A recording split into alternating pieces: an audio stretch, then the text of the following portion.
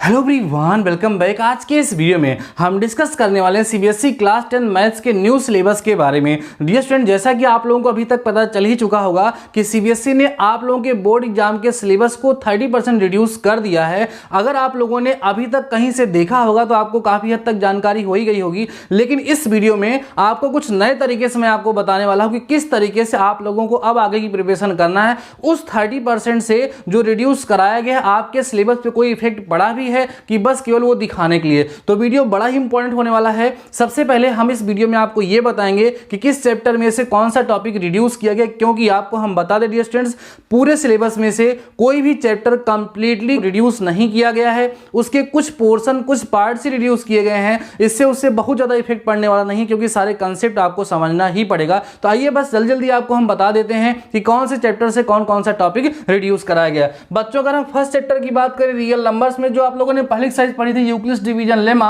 उसको अब हटा दिया गया है। उसके बेसिस पे आपके एग्जाम में क्वेश्चन नहीं आएंगे, ना तो यूक्लिड्स डिवीजन लेमा ही आपके सिलेबस में रह गया है। दूसरा चैप्टर आपने पढ़ा था पॉलिनोमियल्स, जिसमें आपको पढ़ाया गया था डिवीजन एल्गोरिथम।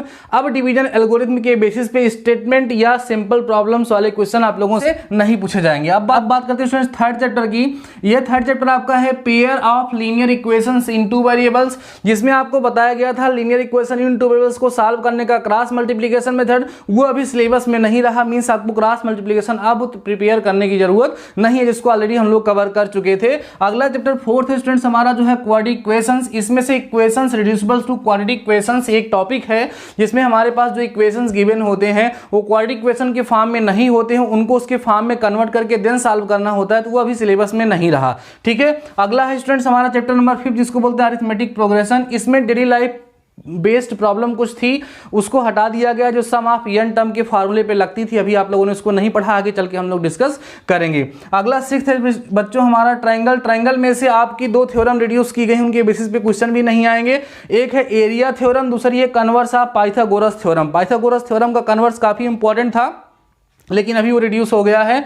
अगला है बच्चों 7 चैप्टर, इसको बोलते हैं कोऑर्डिनेट ज्योमेट्री। कोऑर्डिनेट ज्योमेट्री में एक टॉपिक था area of triangle. Coordinate geometry का यूज करते हुए हम ट्रायंगल का एरिया फाइंड करते थे, वो अभी सिलेबस में नहीं है। अब 8th बात करते हैं बच्चों। 8th चैप्टर जो हमारे इंट्रोडक्शन टू ट्रिग्नोमेट्री थी, इसमें से केवल एक टॉपिक हटा है, वो trigonometric ratios of complementary angle, जिसमें आपको पढ़ाया था मैंने sin 90 - थीटा cos 90 - थीटा का फार्मूला। वो अभी सिलेबस में नहीं है, उसको आपको अब रिवाइज करने की जरूरत नहीं है अगर आप लोगों ने पढ़ लिया है तो। अगला चैप्टर बच्चों हमारा हाइट एंड डिस्टेंस। इसमें से कोई चेंज नहीं हुआ है, नो चेंज यहाँ पे लिख लेंगे हम लोग, इसमें से कोई चेंज नहीं हुआ, ये पूरा वैसे ही है। अगला है बच्चों सर्कल में भी कोई चेंज नहीं किया गया है। कंस्ट्रक्शन है बच्चों, इसमें एक टॉपिक होता था दिए गए ट्रायंगल के सिमिलर ट्रायंगल का कंस्ट्रक्शन करना होता था, वो टॉपिक यहाँ से रिड्यूस कर दिया गया है। अगला है बच्चों हमारा एरिया रिलेटेड टू सर्कल। इसमें problems on centre angle of 120 degree. कुछ क्वेश्चन ऐसे बनते थे जिसके सेंटर पे, सर्कल के सेंटर पे 120 डिग्री का एंगल बनता था, तो उसके बेस पे जो भी क्वेश्चन थे अब वो नहीं आएंगे, उसको रिड्यूस कर दिया गया है। अगला है बच्चों सरफेस एरिया एंड वैल्यू, जिसमें एक टॉपिक था फ्रस्टम ऑफ कोन। जैसे उसमें बाकी सारे फिगर भी थे, मतलब सिलेंडर था, कोन था, लेकिन उसमें लास्ट में एक टॉपिक था फ्रस्टम ऑफ कोन। वो टॉपिक अब सिलेबस में नहीं है, उसको आपको पढ़ने की जरूरत नहीं है। उससे बच्चे काफी कंफ्यूज भी होते थे, थोड़ा जटिल था, इसलिए उसको यहाँ सिलेबस में से हटा दिया गया है। अगला है बच्चों स्टैटिस्टिक्स में से दो टॉपिक हटाया गया। स्टेप डेविएशन मेथड एक होता था मीन वगैरह फाइंड करने का। अगला है बच्चों कॉम्युलेटिव फ्रीक्वेंसी ग्राफ, एक ग्राफ आता था बनाने के लिए, वो भी अब सिलेबस में नहीं रह गया है। अगला लास्ट चैप्टर आपका था बच्चों प्रोबेबिलिटी में कोई चेंजिंग नहीं की गई। तो डियर स्टूडेंट्स, इस तरीके से आपके सामने हमने बहुत ही जल्दी, बहुत ही शॉर्ट में आपके कंप्लीट सिलेबस को आपके सामने रख दिया है। अभी आप सिंपल सा बस इतना करिएगा, इसका स्क्रीनशॉट लेकर के आपने जो नोट्स बनाए उसकी फ्रंट पेज पे इसको लिख लीजिएगा।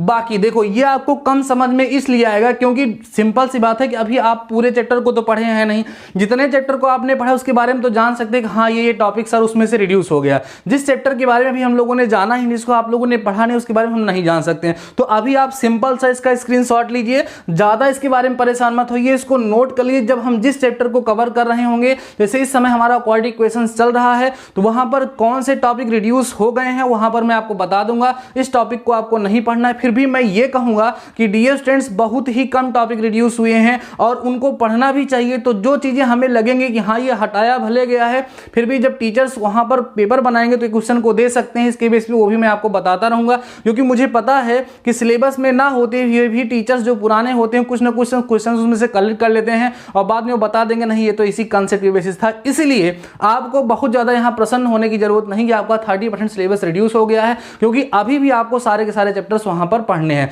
तो आप ज्यादा परेशान ना होइए, ना ज्यादा खुश होइए, सिंपल सा स्क्रीनशॉट लेकर के इसको नोट कर लीजिए। नेक्स्ट वीडियो से हम लोग अपनी प्रिपरेशन को कंटिन्यू करेंगे। तो अगर आप लोग क्लास 10th की प्रिपरेशन कर रहे हैं और आप चाहते हैं कि मैथ्स में आपको 100 आउट ऑफ 100 मार्क्स मिले, तो आप रेगुलर मेरे साथ लगे रहिए। जो भी कंसेप्ट मैं आपको सिखा रहा हूं, जो भी क्वेश्चन सॉल्व कर रहा हूं, उसको मेरे साथ करते चलिए, ठीक है। तो आज के इस वीडियो में बच्चों बस इतना ही। अपने सिलेबस को नोट करें और इस पे ज्यादा टाइम न देते हुए अपने सिलेबस को पढ़ना भी हमारे साथ कंटिन्यू करते रहें। मिलते हैं नेक्स्ट वीडियो के साथ, तब तक के लिए ऑल द बेस्ट।